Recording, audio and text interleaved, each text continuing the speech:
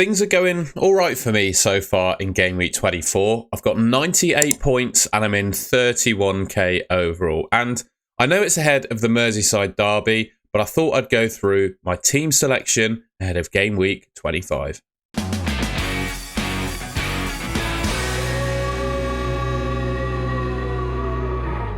All right then, quick reminder run through of how my team looks at the moment. Sells in goal and Ola Aina in defence, both keeping a clean sheet in. Obviously, feels like it was ages ago, but that 7-0 win against Brighton. Disappointing from Hall, only to get a 1-pointer there. I expected Newcastle to beat Fulham in that fixture at St James's Park. You can actually see there I've got Robinson on my bench, who picked up his 10th assist of the season and a yellow card for 4 points. So ultimately, I could have started Robinson ahead of Hall and gained 3 points. But just thinking back to my kind of decision-making process there, backing Newcastle against Fulham at St James's Park, I do that all over again. So I think I just got unlucky really with that decision. Trent on a clean sheet so far. Subbed off early, of course, with that quadricep injury. Remains to be seen, I think, if he's even going to be fit for the Everton game. I think that's one issue for him to get through. Second issue is whether he's actually fit for the Game Week 25 fixtures. Got to keep open about that and keep on top of things there. David Moyes on 12 points. Obviously, the win for Everton was, big win for them. And in terms of points for me as my assistant manager, it's good for me. Rodgers, 3 games in a row in the Premier League now with 3 blanks and 3 yellow cards. Put up, I believe, less than 0.1 expected goal involvements in each of those 3 games. So yeah, he's not been very good at all in the Premier League. He's just scored in the FA Cup against Tottenham, and previous to that, he scored a hat-trick in the Champions League. So he seems to be doing all of his goals outside of the Premier League at the moment, which, as an owner, it's quite frustrating. Palmer with an assist and a yellow card and some bonus points. Hey, I'll take that. I think that was against West Ham that game, wasn't it? And Bumo, a 2-pointer from him. I really expected Brentford to do better in that game. I cannot believe that Tottenham kept a clean sheet there. Salah was my captain. 32 points so far. We'll see what he produces in the Merseyside derby. And in line with that, that obviously applies to all of my other Liverpool players. So Gakpo and Trent. We'll see what they do against Everton, if Trent, of course, even plays. And then also I've got David Moyes. I actually think I want Everton to pull out a result against Liverpool, despite having 3 Liverpool players in my team, because I think the assistant manager on Moyes and Everton doing well in that game actually bodes better. Spoke about Gakpo briefly. 5-pointer from him, nice assist. I'll take that. I think for me with Gakpo, he is the best of the rest outside of Salah in terms of the Liverpool assets, I think. He's the other attacker that's probably going to play the most minutes and is definitely in the best form. A blank for Isak against Fulham. Very, like I said, with Lewis Hall, I really did expect Newcastle to win that game. Is what it is. And then a hat-trick for Chris Wood against Brighton. Before I get into the double game week teams, because I think it can be quite easy to get carried away with Aston Villa and Liverpool this week, albeit talking about Liverpool I actually think is quite easy. I've spoken about them a few times ahead of Game Week 25 already, but because they've doubled in Game Week 24, I think most people have already settled on how they're covering Liverpool. So realistically, the debate is, which of the Aston Villa assets do you bring in? And we'll talk a little bit more in more detail about that in a second. But I'm looking at the defence of my team first. And the debate I have is whether I bring in an Aston Villa defender. I ultimately don't really back the Aston Villa defence all that much. And I think if I was to pick one defender from Aston Villa, it would probably be Luca Dean. But like I said, I don't really back the Aston Villa defence all that much. And I would have to have one of the biggest trolls in FPL history in my team for long term if I went for Luca Dean. Whereas Bournemouth, they might not have a double in 25, but they do have Southampton and then Wolves after that. And since December, as a team, they have conceded the second fewest goals in the whole of the league. So they are the second best defence in the league, goals conceded since December. They're in great form. They got 2 good fixtures. And there are 2 kind of outstanding defensive assets from their team. I've had them on screen for ages. You can already tell where they are. I think with Kirkes, you get probably a more attacking asset in the sense that he plays at fullback and his average position is higher up the pitch. But with Howson, you get a player who is quite threatening from set pieces. So you can see there the goal threat that they're both putting up is relatively similar. In fact, Howson's taken more shots than Kirkes has, and he's 0.5 million cheaper. So I think I could potentially go for Howson in my team. And I look at how I'm lining up at the moment. I've got Sells against Fulham away. Trent, we'll see if he's actually fit to go. Robinson, who's got Nottingham Forest at home, and Ola Aina, who's got Fulham away. That would be my current starting back three. My other defender being Lewis Hall, who's got Man City away. And I've got Greaves, but I don't think I want to start Greaves. I could potentially move either Lewis Hall or Robinson for one of those Bournemouth guys. Just something to be discussed. Alongside that, I didn't even talk about assistant managers, really. With the fact that I've already got 3 Liverpool players in my team, I don't need to show you the rest of the team for you to know that. I can't really go for Arnie slot. I can't move Moyes to slot because I've already got 3 Liverpool players. So it obviously makes sense for me to use an assistant manager transfer because I've deployed it over this period of double game weeks to maximise the impact I get from the doubles. So I have to really bring in Unai Emery. My hand is forced, but I'm not too upset about that. I played the assistant manager on Moyes in Gameweek 24 with the most likely, knowing that the most likely scenario is that Aston Villa and Liverpool would have a double game week in 25. That has played out. I played the odds, and I always felt that Emery would be my favourite assistant manager shout going into Game Week 25. And it's the same sort of, you deploy Emery with the same mindset that you do with David Moyes, right? He's got one good fixture, Ipswich at home, and then he's got a chance in his second fixture, obviously against Liverpool, to get that table bonus. And you couldn't completely, I don't think, rule out Aston Villa being able to beat Liverpool, right? On their day, Aston Villa are a really good team. And we all know what Unai Emery is like for them managerially. He's fantastic. You know, at Villa Park, they could beat anyone on their day. And I think they got a chance against Liverpool. So yeah, definitely confirming Moyes to Emery, which leaves me 0.3 million in the bank. And then I just have to ask myself, do I want to sell either Robinson or Lewis Hall for one of the Bournemouth defenders? All right, moving into the midfield then. So I've got 5 midfielders that are going to start for me, basically. Salah, Palmer, Semenyo, and Bumo, and Rodgers.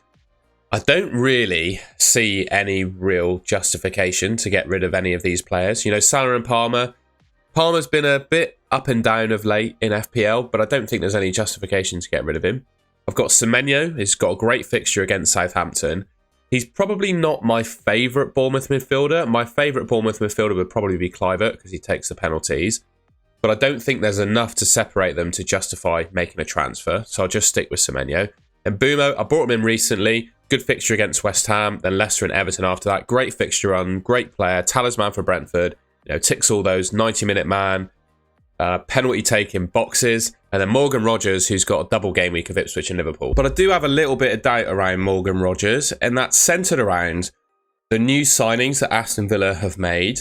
So they've signed, obviously, Rashford, Asensio and Marlon.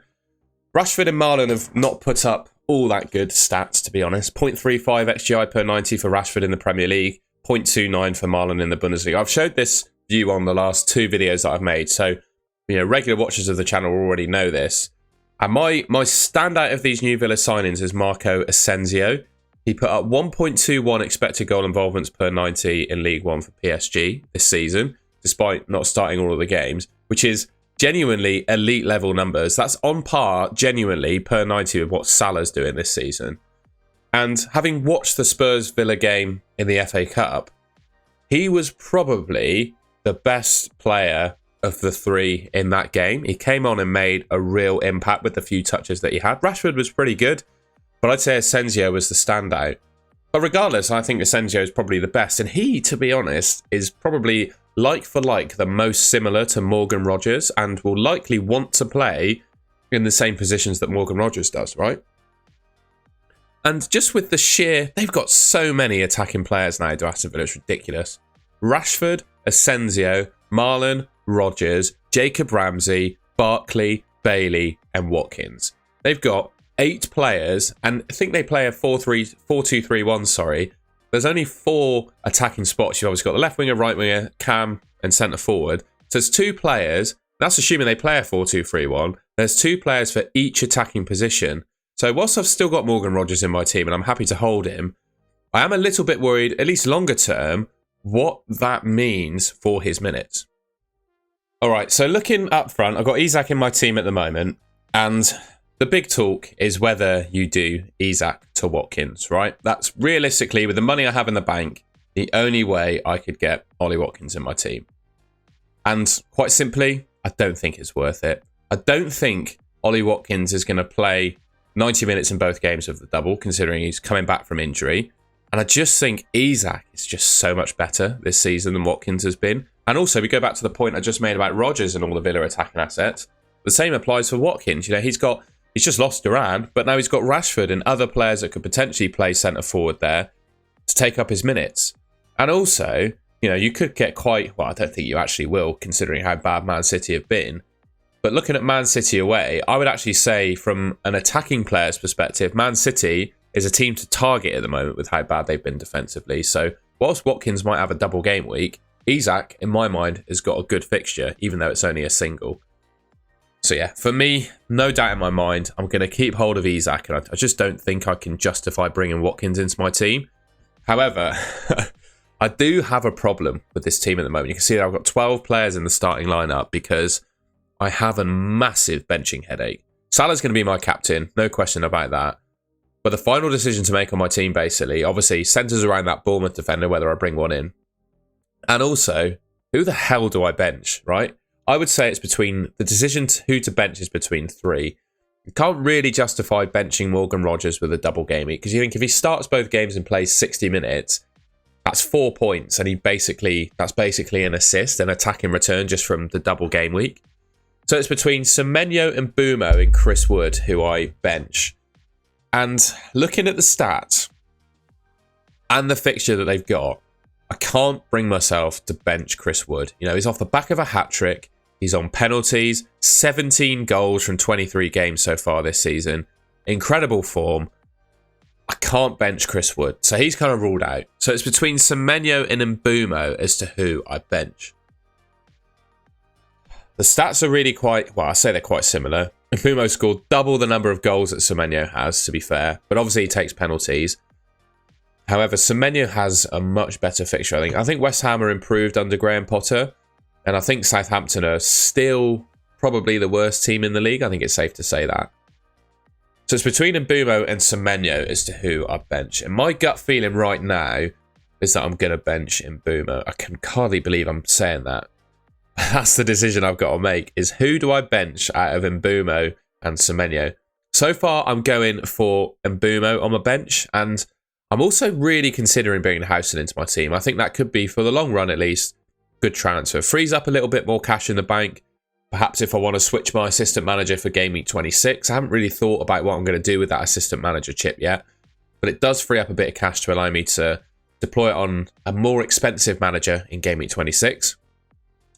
But it's just a case of, do I want to use the transfer? Because I always say this in FPL, and I don't really live by the sword and die by the sword on this one, or I probably should a bit more. I tell people to avoid making luxury transfers, which is one good playing asset for another good playing asset that you think is going to score more points, which is exactly the scenario that I'm doing here between Hall and Howson. But I'm also saving myself $500,000, which could really allow me to upgrade other areas of my team. So right now, those are my thoughts. Bring in Howson, avoid Watkins, and bench Mbumo. And obviously bring Emery in for David Moyes. But I think most people probably already knew I was going to do that anyway. So that's it. That's how I'm looking at the moment going into Game Week 25. Alright then, well that's the end of the video. I hope you enjoyed that and found it useful. I'm conscious I'm making a team selection video ahead of Liverpool playing Everton, the final game of Game Week 24. If we get any news coming out of that game, you know, Trent seems to still be injured or just anything breaking in general, I'll do an update to this team if necessary. But I thought it'd be worth just getting some thoughts on, you know, some final decisions as to how my team is going to line up in 25. So yeah, if there's any changes you'd make, anything I've got wrong there, I'd be interested to know in the comments. And if you enjoyed the video and found it useful, please leave me a like rating.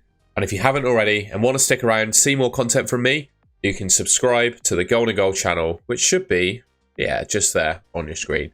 All right, thank you very much for watching, and I'll catch you in my next video.